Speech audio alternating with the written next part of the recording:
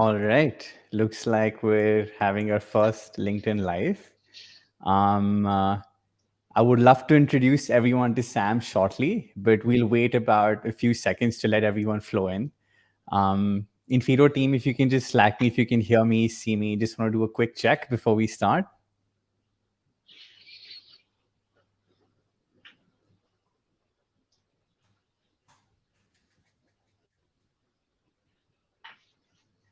Fantastic. Looks like we have over 200 people joining us today. So, hi everyone. I would love to introduce you to Sam. Both of us have had a long day. It's raining like crazy here in India, but Sam's smiling because Singapore is a great place. To quickly introduce you to Sam, he was headhunted by Changi Airport, which is also the number one airport in the world in Singapore, as an HR business partner. From that to now being the CEO and founder of two startups. One of them is called People Mentality Inc. It's an HR and branding consultancy firm focused on the millennial angle of employer branding. The other one is called Stories of Asia. It's an incubator that seeks to empower the Asian community through storytelling. He's worked with leaders like in organizations like Samsung, L'Oreal, Diageo, Singtel, Mitsubishi, etc. Amazing brands. In fact, two of them are overlapping customers. And he's recently become a father and is a family first individual. I love that because work life harmony is so important to us post pandemic. And I've been told that his personal passions involve sports and music. So, welcome, Sam. Thank you for taking our time. I have a ton of questions for you. And so much curiosity, but I would request everyone watching this to drop in your questions as they arrive on LinkedIn. We would love to sort of take it like go with the flow as opposed to going with a scripted approach. So I'm going to be all like flowy with this. And my very first and most obvious question, Sam, is how does someone go from an HR business partner in Changi to a CEO of not one but two startups? Like I'm all ears. Well, I think it's a really long story. I mean, I can go on for hours and hours, but I think if I can bring it to really two main points, right? First point is then mentorship.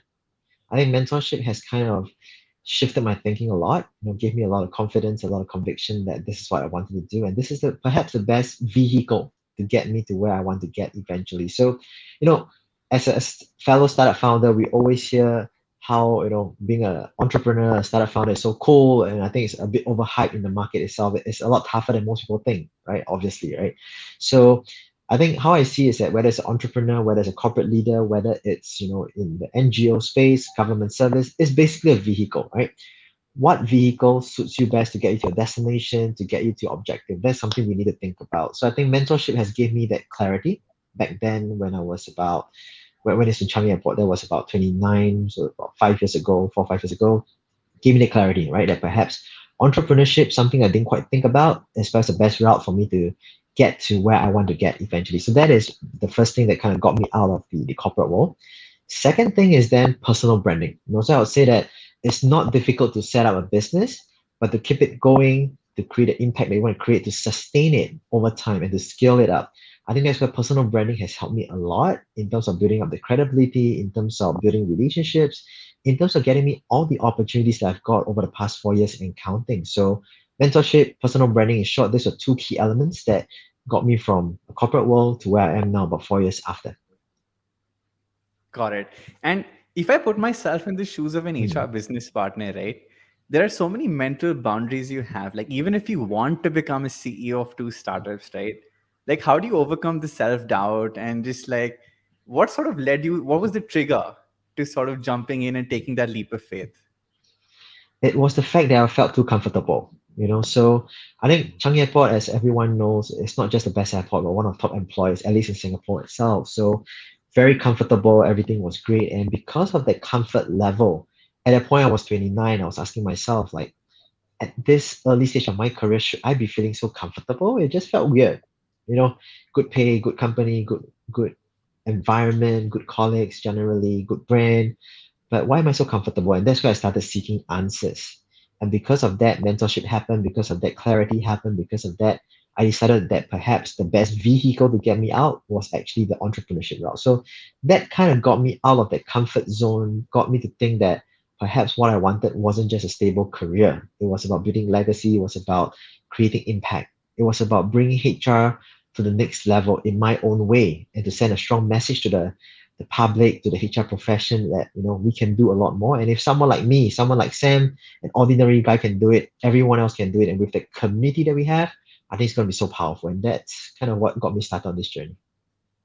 Got it. No, I love the way you put it because Reid Hoffman, who's the founder of LinkedIn, said that entrepreneurship is like jumping off a cliff and building a plane on the way down. So That's I'm something sure, I like, won't do, but thankfully, I didn't see that way. So so you've got the other end of the spectrum now. I'm sure every day is discomfort, like personified. But I think now that you've jumped on the other side, Hmm. and the common thread is you maintain the audience as HR, even though you're now on the CEO side. You've just spoken to like hundreds, if not thousands, of HR professionals over the last few years. What are some common challenges that still exist in Singapore today? I would say challenges, generally the core of it doesn't change much, right? I think from HR point of view, generally it's about how do you constantly recruit the best talents and how do you constantly engage them. But I think what shifted is the how, right?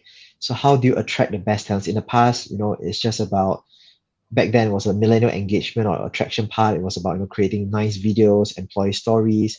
Internally, it's about having all the nice pantries, having all the perks and stuff. The how has shifted over time, especially in the COVID time. So, how I've seen things shifted is I always say the point of engagement has shifted from excitement, 1E, to empathy, from 1E to another, excitement to empathy. What do I mean is that in the current times, it's no longer about having the best perks, it's no longer about exciting employees, but do you care about them? Do they feel that I'm safe? Do I feel like I'm being taken care of by my employer, right? Do they feel that, do they create a presence? The employer make me feel like I'm present, I'm there. I think these are things that have shifted in the past 1 year or so. And these are things that employers need to start thinking about. HR needs to start thinking about how can I engage, how can I attract people with the kind of mindset. And of course, we all know, right? Increasingly, because of COVID, because everyone's staying at home, the stress level actually went up because of the lack of differentiation between work and home, work and life. And hence the point of well-being, not just physical, but also mental well-being, has become a very important topic. I mean, just yesterday, the US gymnast just pulled out, right? Because of her not feeling great about herself. Mental state wasn't very Mhm. good. And that brought out a very important point that mental well-being is something that increasingly is so important that employers need to start thinking and preempting it and not just trying to solve it when it happens. I think this is some things that a lot of HR practitioners are starting to think about. Like I said, the core issues are still the same: attracting best talents, constantly engaging them to empower, to drive business results. I think that doesn't really change as much, but the how, the nuances have changed quite a fair bit over time. Got it. I love the two E's. In fact, someone recently was telling me Mm, that there are four aspects of well being that are being focused on today. Of course, there was physical, there was mm, financial, there was mental slash emotional, and social was another one, right? Which mm, didn't sort of strike me as like the very first aspect of well-being. So I like how you say that. But when we spoke last time, Sam, right, I remember mm. you mentioning that there is something different about Asians, right? And it did resonate with me, even though like we were in two separate countries, where you said that some of us don't speak up inherently. There is a lack of articulation. We are scared to sell ourselves. Can you touch upon that, because it is a touchy topic? So Tanmaya is doing a very good job, because I did warn him that whatever I said in the last session may not come out in this session, right? So I'm not very good with scripts, but yeah, thanks for the prompt. Yeah, so I think one of the main reasons, right, why, just to backtrack a little bit, why I started Stories of Asia was for this very reason, because I realized that in the Asian context itself, whether it's leaders or non-leaders alike, right, we tend to do a lot of good things behind the scenes, but not tell people what we do. And it's for the very fact that most Asians, we grow up in a family, a culture, right, where it's about working hard, it's about letting your work speak for itself rather than showing off. Because when we articulate what we do, the achievements typically is seen as showing off, and we don't feel very comfortable around it. So hence that was why really Stories of Asia was created, to kind of bring out that voice for the Asian community itself, whether Asian or non-Asian, and to bring people together to share practices, inspire, connect, and really change perceptions. I think that's what's important. Because the very fact, like you mentioned, right, the difference between a typical difference, I would say, is a stereotype, obviously, but it happens for generic group itself. Our Western counterparts versus the Asian counterparts is that Asians are typically not so outspoken, and typically it's a bit more shy when it comes to articulating what have you achieved generally, right? That's the market that we are in essentially. So I think that's a challenge that HR practitioners in Asia face as well, where we do a lot of good stuff behind the scenes. They're really good at creating surveys, organizing activities, town halls, blah, blah, blah. But typically you always hear the common feedback or complaint that employees say, I don't know what HR is doing, right? HR doesn't seem to be doing anything at all. And why is that so? It's not because HR is not doing anything, but it's the gap, the communication gap essentially, where HR is not articulating the value enough. That's one, and HR is not telling enough compelling stories to connect with employees, both at the rational and the emotional level that hits them. Because once the communication bridge is created, once the stories are told in a meaningful and engaging way, a lot of opportunities, a lot of positive things actually gets unlocked, which is currently quite missing, I would say, in the Asian context. Got it. No, I think that is a touchy topic because Mm, we're so used to hearing that, like you mentioned, that HR is not doing enough, right? And maybe it's not true, right? Because it's the inability to communicate what's being done. And there is actually a spectrum which we spoke about, that on one hand, some of us don't speak up. And on the other hand, some of us speak up so much, it's almost like verbal diarrhea. So, so how do you sort of help folks with that, right? And what is really different about Singapore as a region? Because let's presume an HR from India mm. just moves to Singapore, right? What is different about Singapore, and how do you really help with the balance of showing off versus communicating what you've done? I think based on my experience, because I was born and bred in Singapore, I've been here for as long as I lived essentially, right? Working in a corporate setup and as well as a consultant now dealing with clients, I think generally the culture in Singapore, at least from a corporate perspective, it tends to be a bit more transactional, meaning it tends to be about what can you offer me, what's the value that you have, and there's a lot of comparison in terms of, okay, with the lowest quote, what kind of value can I get, right? And likewise from employee point of view is what's in it from me. Unlike the likes of perhaps some of our neighbors like Indonesia, for example, or Vietnam, for instance, where we work with as well, where it's a lot more relationship based. First and foremost, they need to like you, right? So it doesn't really matter as much. I'm not saying not at all, but as much in terms of who I've worked with, how old are you, how what corporate background have you come from in a sense, right? But more importantly, do they like you? Do you build that real relationship that they can trust you? I think the trust element from that relationship matters a lot in certain countries that I mentioned. And in Singapore in particular, it's a bit more, I would say, tend to be a bit more transactional, right? I'll give you a simple example. When I was working with certain clients previously, going for a 2 hours meeting, I wasn't even offered a glass of water. And it's just about the project itself, what's the progress, what have you done, and what's the next step. And if I compare to my Indonesian clients that I love so much, from the point I alight at the airport, from the plane itself, when I reach the airport, there's someone waiting for me with my name up there, like a celebrity, right? Fan club waiting for you to pick you up at the airport, driving me to the place, to the office. During lunch, they make sure that I'm well taken care of. After work, they make sure that they cater people to spend time with me, even though I didn't ask for it, to make sure everything's okay before I go back to the hotel, and make sure I'm safe all the way to the airport when I go back to Singapore, for instance. So the end-to-end experience is something that is very, very different because of the focus on building relationships versus that transaction in terms of what's in it for me. So I think that's a key difference. I don't think there's any right or wrong, but given the state of where we are now in terms of the how fast pace we are in Singapore, the culture, the education that we are brought up in. So these are things that I think made a difference in terms of the nuances, in terms of the way we interact with one another. Got it. I think now that we've established the problems Hmm. in general, and now we know the nuances of Singapore, let's just straight away jump to the crux of the topic, right? Which is Hmm. both the power of, let's say, personal branding and employer branding, right? And I really liked how you mentioned the how is what's missing these days, right? So Hmm. can we focus on the how now? You can pick whichever one you want to first. How does an HR professional go about their personal branding? And how does an HR professional go about their employer branding? You can pick any one of these two, whichever you'd like. Maybe let's start from personal branding first, right? So maybe Tanmaya, let me just ask you a question perhaps. What is the reason for you to engage me for this particular live stream? I'm just curious. Just to make sure that we are connected with like influencers in the region like Singapore and to sort of learn from each other. That's very, very important to us. And of course, branding is a core element to what we do. So you pointed out a few things, right? One is then you're looking at influencers, which I never proclaimed I was an influencer. You're looking at people in Asia that has knowledge about HR and branding, right? That's what you're saying essentially. So that's personal branding, essentially, right? What do people associate you with, and what do people trust that you have the ability to deliver with, essentially. So I mean, if you don't trust I can do the work, if you bring me on the show today, I can easily screw up the whole session, and that affects your brand as well, right? I think the very fact that you feel that I have the ability and the knowledge to deliver what you want me to deliver today, in terms of HR, in terms of branding, in terms of Asian perspective, that was why you brought me. I'm here to share all this perspective.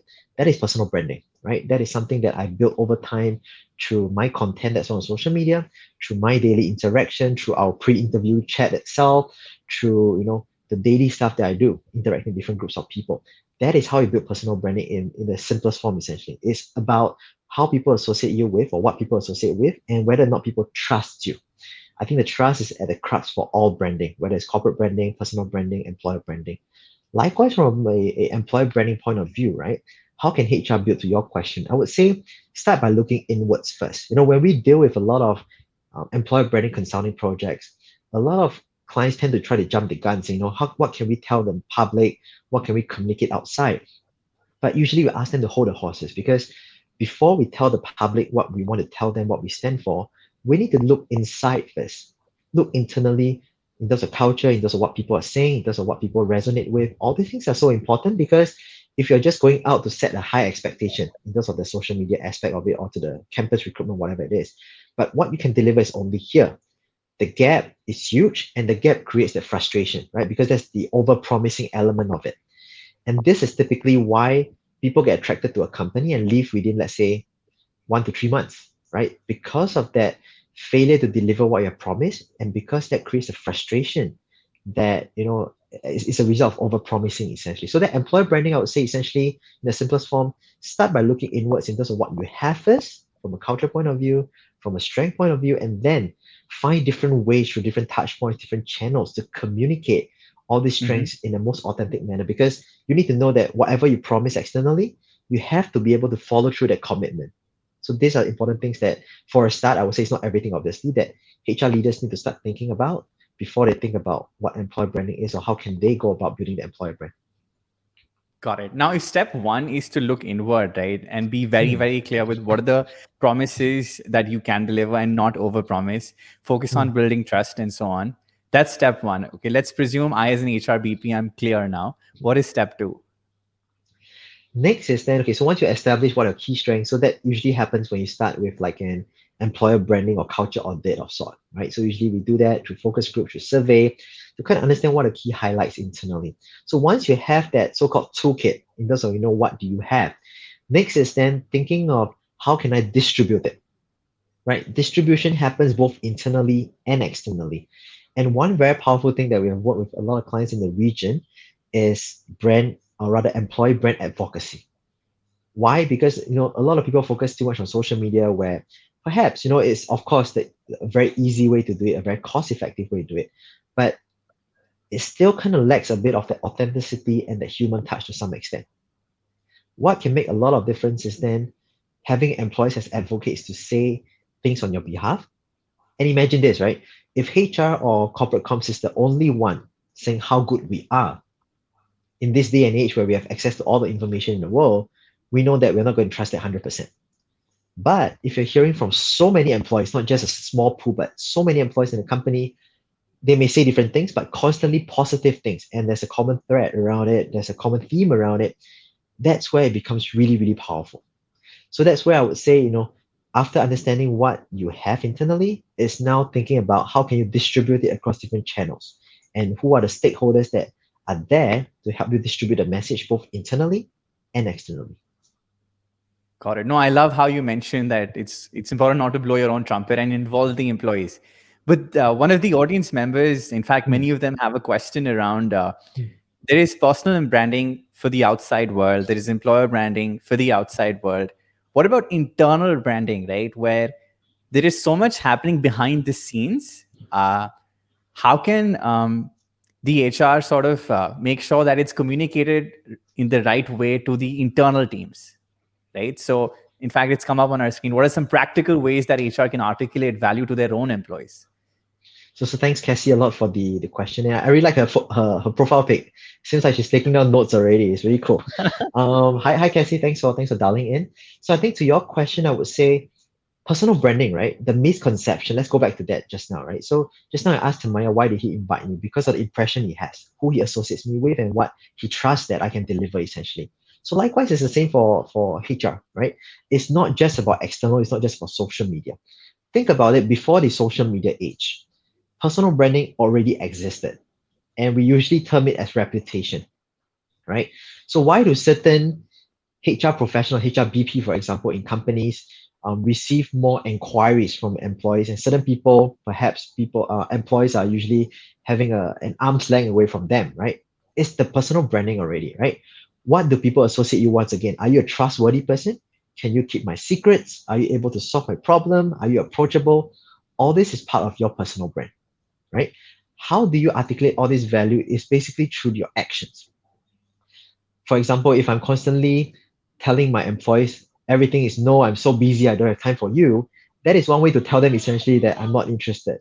And the brand that you're creating in their mind is that this HRBP, this HR professional is basically not caring about me at all, right? But if you're constantly taking time off to spend time with them to understand their problems, if you're constantly putting the effort to communicate with them, to bridge the gap, to understand what the challenges are, that brings forth a different brand altogether. It shows that you're a caring HR professional, you're someone that they can trust, and it's not about whether or not HR can solve all their problems. I think that is, while it's important, it's not everything. What's more important is that whether or not you put in the time and effort to show that you care. I think this is something that we kind of alluded to previously, where HR professionals do a lot of things, but they don't communicate enough, right? So your actions, the things that you say, the consistency of your actions builds your brand. So that's something that you need to think about when it comes to internal communication, internal brand building itself. Got it. And Sam, like if I think about it from a devil's advocate perspective or an employee perspective, uh, the very first interaction, right, that an employee Hmm. has with the HR comes with an underlying assumption that the HR is biased towards the company, right? Now, yes, it'll take time to build trust via your actions, but how do you build trust in the first shot? Right? Because if people don't come to you in the first place, how will you even get an opportunity to sort of build trust? I think it's both an art and science, right? I've seen a lot of HR people who are very savvy around it and HR people who are not savvy around it. So I think ultimately is, do you truly care for your people? I think that's something that we need to ask ourselves, right? Obviously, HR is employed by the company. There is a task, there is an assignment that HR needs to deliver from a business perspective. But is there anything stopping you from being human? I don't think so, right? So while you have all the objectives to address, to work on, essentially from a HR point of view, I'm still a human being interacting with a human being, right? Do you truly care for the person? Do you authentically put forth yourself to understand the challenges? Do you put yourself in their shoes, right? So as a HR business partner back then, I never ever committed that I can solve all your problems. But what I can commit is that I'm here to listen to you. I'm here to try to understand and see what is the best situation I can put you in, and what's the best I can do to bridge the gap, both from an employer and employee standpoint. I think that is typically what I'll encourage HR business partners or HR professionals to do, right? Put yourself as a human first before a professional, before a HR person, right? So that is where you connect people at an individual level, and people can feel it. Whether you're there as a HR person acting high and mighty to kind of say, this is the policy, I can't solve your problem, or are you there as a human being first, right? To interact, to spend time, to understand how can I help you first, whether or not I can solve your problem. I think that makes a lot of difference, even though it might sound like it's a very small thing, but the positioning, the mental approach, that feeling that you create, right? The messaging that you send is part of a personal brand, is part of how people respond to you because of the action that you take, essentially. So I think that is something that's very important. Got it. No, I love this one. It's amazing how the little things matter here as well. However, Mm. Sheena has asked us a question, right? What platforms should we use to tell these stories, initiatives, in an effective way, both from an internal and external perspective? I would say the platforms depends on where your audience is, right? So internally, you need to ask yourself, where do your employees typically spend time on, right? Is it emails? Is it, for example, like channels like Microsoft Teams? Is it like Slack?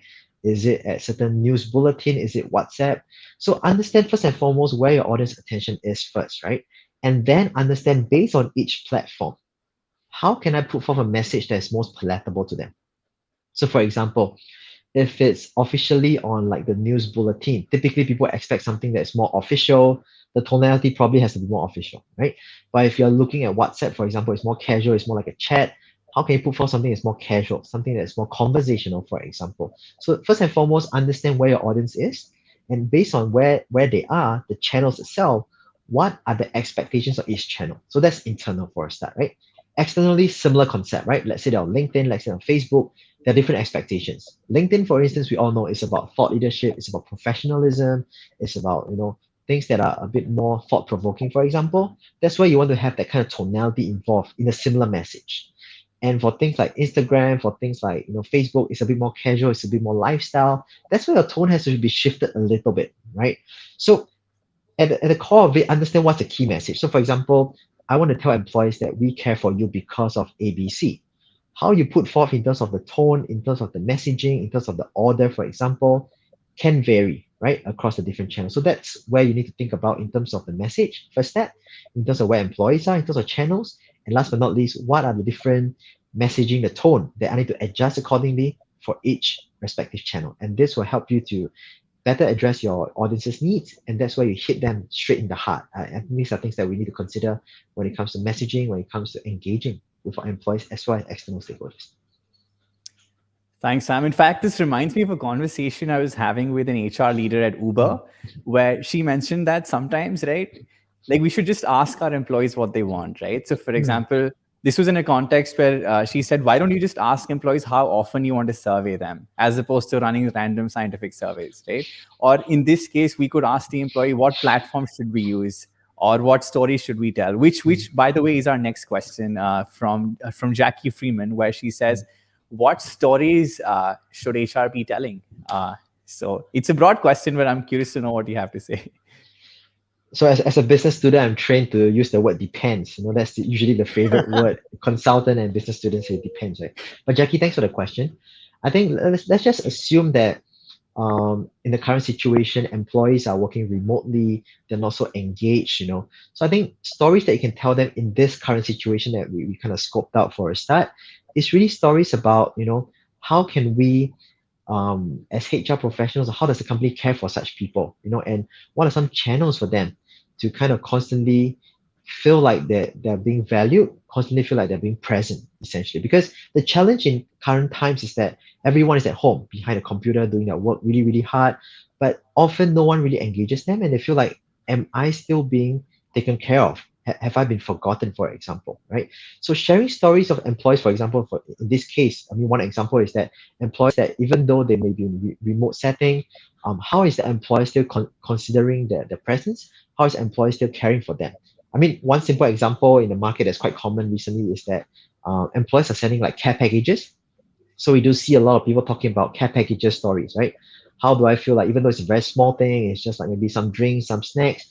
I feel like my employer is still remembering that I'm here, essentially, right? And all these may be small but very powerful stories because it's constantly reminding them that you are there, we care for you, and that you're constantly doing something to make things happen for you. So stories are good ways to communicate messages. But before we tell a story, I think to Jackie's question is that we need to start thinking first and foremost, what is the message that I want to tell my employees, right? It could be telling them that we still care for you, we know you are there, we want to hear your voice, for example, in terms of what you want, right? So start by understanding what is the key message you want to bring up first, and then understanding or finding the right stories to bring forth this message. Because, you know, everyone can tell stories, right? But there are plenty of people out there, like Tanmaya just mentioned just now, they can go on and on and on, but it doesn't bring out any purpose. It doesn't serve any purpose at all. Why? Is because they don't have a clear objective in mind. They don't have a clear message in mind. It always starts from what is the message, what is the objective, what's the purpose I'm trying to achieve with this story first before telling the story. So once I'm clear with what's the objective, what's the problem, or what's the message itself, I can then find a story to bring out the message, to amplify the message essentially. And that's where storytelling is so powerful, because storytelling doesn't just bring out the rational bit of the message, but it also connects to the emotional aspect of people. And that's where storytelling becomes really, really powerful when it's purposeful. Like it's amazing how relatable this is, because we recently ran an employer branding exercise, and when we were Mhm. fundraising as well, I was uh, uh, I was being mentored by the CEO of Y Combinator, and he said he introduced me to a concept called vertebrae points, where it Okay. was all about, so vertebrae is your backbone, right? Yeah. Like the elements in your backbone. He said, what are those 4 or 5 vertebrae points that make the backbone of your Mm. brand, your pitch, or whatever it is that you want to convey? And make sure it's plastered across the first conversation to the last conversation, as Mm. opposed to, like you mentioned, verbal diarrhea with 100 points and nobody remembers what your key vertebrae were. And I think that should be a core element of storytelling. But Palak's asked a fascinating question. This is Palak Bansal. She says, considering each HR professional in a company has a different personal brand, how do we intersect it between the individual brand and company brand? And I relate with this question, right? Because there are some podcasts I've done which are about my story, and there are some podcasts which are about Infido's story. How do you really Mm. intersect the two? And it's a very good question from Palak. I think there are multiple ways to solve a problem, right? I mean, typically when if you watch Suits, they always say if a gun is pointed at you, you have 1,001 ways to react, right? You can pull out a bigger gun, you can retreat or whatever it is. So likewise, I think there are many ways to solve this problem essentially. One way is then let's look at it from an employer branding perspective first, right? From a top-down perspective. What is the overall commitment, the employee value proposition, EVP itself, that we are promising or committing to our employees? So, for example, if my organization, Stories of Asia, for example, we always commit that no matter who comes in, right, you will always evolve or develop from a 1.0 to a 2.0 version. So that developmental angle, that promise is very, very strong in SOA itself. So, for example, that's our employer brand. And when it cascades to a HR, for example, right, regardless of what's your personal brand in terms of whether you're likable or not, there must be some element of that as well, which is the alignment bit, right? So it goes back to who you recruit, how you recruit, and how you onboard with that common message itself. I think that's very important, because all of us have we have varying and slightly different personal brand, obviously, but there must be a common element that brings everyone together. And this is where company core values, companies' employee value proposition becomes very important. It shouldn't be just an exercise that we put on the wall or something that we see on social media, but people have to live and breathe it, right? In across the various touch points that we talk about across the life cycle. From the point of recruit, we need to look for such people. From the point of onboard, we've got to constantly emphasize it. From the point where we talk about learning and development, we need to emphasize that this is something that's very important to develop you into a professional like this. From the point where we talk about appraisals, do we have the element that we assess, for example? And to the point where we exit the employees at offboarding point of view, do we still talk about the point where we care for them, for instance? So all these are touch points that we need to constantly be aligned on. And it starts from the top, where we talk about what is it that truly matters to the organization, what's the DNA, and what is it that I can offer my employees and prospects that want to join us, because all these things are so important, basically. Sam, this actually reminds me of some of our work, because when you mention employee value proposition, the EVP, there is one element which is communicating it, and the other element is to actually live up to it, right? Mm, And all of these touch points you mentioned actually reminds me of a slide, and I just want your opinion on it. Just give me a sure. moment. Yes. So I'm sure you're able to see, let's say, a trajectory from an interview to the exit, right? All of these touch points that you see on your screen. Yep. This is something we do, but that's aside. How do you measure this, right? Because when you consult a company, aspect A is announcing that they're doing it. Aspect B is checking, are they actually doing it? So how do you measure employee experience? How do you measure the EVP? I would say, that there's no model answer to this, but I would say one very simple way is then really have that frequent conversation and constantly get that feedback, right? Which is why I think increasingly in the market, things like Pulse survey, or like what you guys are doing with Amber is great, right? Because you're constantly across the various touch point where you get the opportunity to get feedback. You're getting a feedback, right? So I think increasingly what we observe in the market is that it's no longer effective to just have like a very long survey or a focus group once every 2 years, for example. But things are changing so fast, things are so dynamic. How do we constantly find different touch points to nudge employees to get their feedback to understand how they're feeling? Because you rather solve a problem when it's still like a very small flame than when it's like a forest fire essentially, and that's where you can't really put out a fire anymore. So all these are very important touch points where everybody can play a part. When we talk about employee engagement, it brings me to a point where employee engagement is not just a HR thing, but everyone has that responsibility to do it, right? Managers need to ensure that constantly they have the feedback. Employees themselves need to ensure that constantly I'm finding ways to motivate myself, or if I'm feeling not motivated, how can I bring forth that conversation to my supervisors, my supervisor's supervisor, or to HR, for example, right? To ensure that things are working out. I think everyone has a responsibility and role to play in terms of engagement, in terms of creating that feedback culture, not just a feedback channel, but feedback culture. And it's also a leader's responsibility to create a very safe space, right? Because the premise of having good feedback, constant feedback, is that people need to feel safe. And after feeling safe, when they give all this feedback, is then do I see any follow-up action from that? Right? Because if there's no follow-up action, if it's just all talk but no action, people get disappointed, they get frustrated, and when the next feedback comes in to them, it's like, okay, it's just an exercise, and why am I wasting my time, right? And any survey that comes is all neutral, neutral, neutral, neutral. That's about it. So I think that's where a lot of elements are in play. Obviously, there's more I can share, but essentially create a safe environment. That's very important, involving every single one, not just managers, not just HR, to be part of that feedback culture, that communicative culture is important. And following through your commitment. I think all these things are important because when you say following through commitment, it's not just about doing every single thing, because we all know that you can't commit to every single thing, but committing to things that you can achieve, right? And things that you cannot, just be open about it. I think employees are reasonable. Typically, employees are reasonable. They're not expecting the sky, but you have to communicate clearly what can you do and what can you not do, and be open that these are things that we have committed, and follow through that commitment. And that is where a lot of great things happen. I know it sounds really simple, but it is so simple if you really just focus on the fundamental things. I think human beings like us typically we try to complicate things too much, right?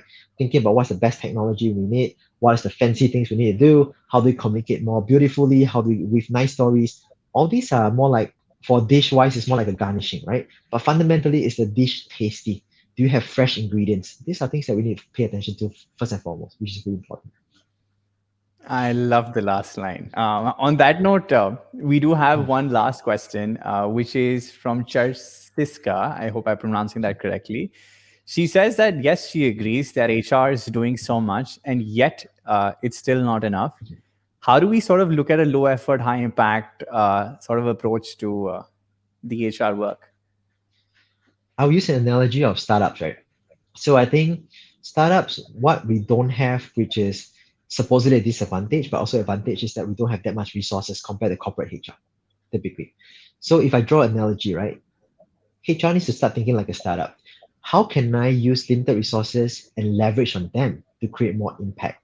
So for example, HR can't be doing every single thing on their own, but HR can leverage on employee champions, right? HR can leverage on the change agents within organizations. They can leverage on leaders to kind of make things happen. Like I said just now, right? Employer branding, employee engagement is not just a HR role. HR can be a champion. HR can be, someone that ignites that fire essentially. But what's important over time to make it sustainable is that HR needs to leverage on all the people, all the resources, and involve everyone as much as possible to make things happen. So to Shasiska's question, I would say really about leveraging, right? So HR as the okay, think of it as an orchestra, right? HR can't be performing every single instrument every single time, but HR can be the orchestrator, the person orchestrating the whole thing, right? To make sure that okay, the cello is loud enough, the bass is loud enough, and getting everyone to play their part and bringing everything together in the most synchronized manner. So that's why I think HR's role is, rather than HR trying to do every single thing on their own. I think that's something that we can start thinking about, instead of just thinking, okay, HR needs to do every single thing, which is not possible. Reminds me of Steve Jobs when he said, Mm. "Some folks build the products, but he plays the orchestra." And Mm. guess of course, it sort of brings out the point that HR is an enabler and not a doer. And on that note, what's a message you would like to send across to CEOs and HR out there, right? In general, especially those who are maybe not prioritizing mental well-being, not creating their EVPs, not looking inward, not focusing on employer branding, or one of the many. But what's the message that has frustrated you, maybe, or you've been working on for the last few years?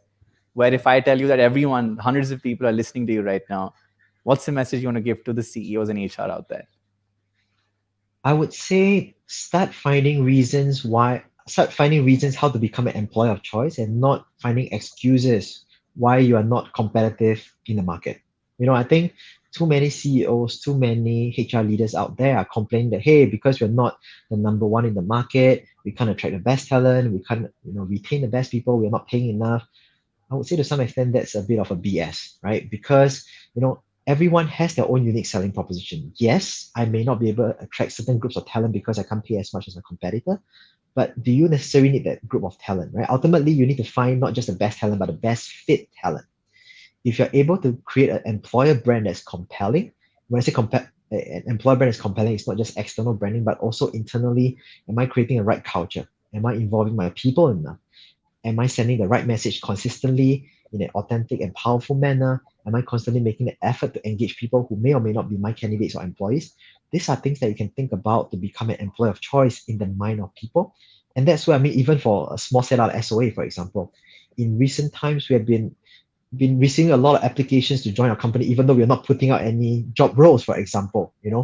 And when we open up for openings, we have a lot of quality candidates coming to us. I'm not trying to brag, but I think that is a testament of what we are doing in terms of the purpose, the employer brand, in terms of what our employees are saying to their friends, to people who have even left us because they completed internships and stuff like that. So I think, like I said, once again, the key thing is focus on thinking how can you become an employer of choice with whatever you have and build on it, and not constantly finding excuses to say why I can't do it or why, talents are not coming to me or talents are leaving my organization. I think that is the first mental frame that HR leaders and CEOs need to overcome before they can truly become a valuable part of the organization from a HR employee branding perspective. Got it. Sam, I know we're out of time, but this is the final question for the day. No problem. Go And I ahead. Yeah. really liked it. Thank you, Nifi. This is something even I want an answer to. What's the most efficient and effective activity during the 30, 60, 90 day of joining, which will empower your personal brand as an HRBP? That's what Nifi's asking. And I'm also asking that what is the most efficient 30, 60, 90 activity in general? This is it's quite a broad question. Reason being, right? Because I think the key thing here is that we all have different contexts. I think context matters a lot. I can give something very generic, but it's probably not going to work out in your situation. So I think first and foremost, we need to understand the context, right? A startup context versus a multinational context versus an NGO context is very different. So the first 30, 60, 90 days will be very different. But if I give something very generic, for example, 30 days itself is when you constantly understand, right? Okay, so let's just use a very simple chart, for instance, right? When employees first join you, typically the excitement level is really high, right? But the excitement level can slowly die off because of all the work that comes in, because of negativity and stuff like that. So from the first 30, 60, 90 days, your objective is to think about how can I constantly keep the excitement level high? And how can I constantly not just keep it high, but gather feedback from all these employees? Because I think feedback is a very important thing in the first 90 days. Reason being, all these employees, new hires, have the freshest perspective. And if you're truly thinking how can you evolve and transform to become an employer of choice as a HR business partner, these are very important touch points for you to understand the feedback, to understand what else can you do to transform the organization over time, right? Because what happens is that typically you realize this. A new hire joins the company in the first 30 to 90 days, they get so enthusiastic, but after 90 days or so, they become, just like any other employee. And in a culture where perhaps it's so toxic, you see a very enthusiastic individual become like a zombie employee. This is because we don't get enough feedback and we don't create a safe enough space to enable that kind of feedback plus that positive change. So say it starts from the leadership where you need to create a safe environment where all this feedback is constantly taken in and taken in seriously, and making a conscious effort to play back to all these employees, both at the new higher level and the existing employee level, and constantly finding ways, maybe on a quarterly or half yearly basis, right, to find ways to fine tune their whole culture to enhance it further and further and further, because that's where you want to build a very positive and strong culture. I think these are some important things to consider for the first 30, 60, and 90 days. And the other bit is then, I would say increasing what we see in the market is how do you gamify things a little bit? Because let's not waste the energy level, right? So typically in the first 90 days, new hires, like I said, are very, very enthusiastic, a lot of energy, a lot of ideas, and they really want to do a lot more. So leverage on that energy level, that enthusiasm, together to leverage on that to create certain impactful results from a HR point of view. For example, like Tanmaya shared me just now that in the first, I think 30 days, you guys had actually nudged people to create Glassdoor review. That's awesome, right? Because in the first 30 days, typically, assuming everything is done well, employees feel very positive about the experience itself. And this is the best time, for people to actually share positive things about a company, for example, right? And the next 60 days, for example, is perhaps a good time to gather feedback about your direct reports, your manager, for example. So assuming I'm a CEO, I want to know more about my vice president, for example. Gathering feedback from my employee about my vice president would be great because assuming we create a safe environment and they're still very open about things they want to create positive change, they will share with you, what are the positive and negative aspects to help the vice president or whoever it is, the manager itself, to become better. So at the crux of it, I would say, to the question that was asked, right, it's really about gathering feedback through different ways, different forms, and based on your individual context, based on the resources you have, try to drive that feedback culture, especially within the first 60 to 90 days, because this is a time where you get the most valuable feedback. And then how do you transfer that into action plans? I think that's the next step that HR business partners need to think about, because if you're able to get a feedback and able to translate it into tangible actions, that's where your credibility becomes really strong. And that's where your personal brand gets enhanced along the way. Thank you so much, Sam. I think time's up. I'm being nudged nonstop. In spirit of employer branding, I do want to tell everyone that Sam's startup did get recognized as the top employer branding firms in Singapore this year. Thank you. So, in case any of you need any assistance with regards to consultancy in employer branding, please do reach out to Sam. Another spirit in terms of employer branding, we have a product called Amber. She's a bot who chats with employees, understands them, empathizes with them, and bases the interactions all the way from a 30, 60, 90 till the exit. She tells you who is happy, who is unhappy, where your EVP is broken, who is most likely to leave, and why. And of course, both of us are there to help you out. So thanks everyone for making time. Thank you so much, Sam, for making time. And I hope everyone has a great evening ahead of us. Cheers, Thank you. Thanks for everybody. having me. Cheers, everybody. Thank you. Bye. Bye bye.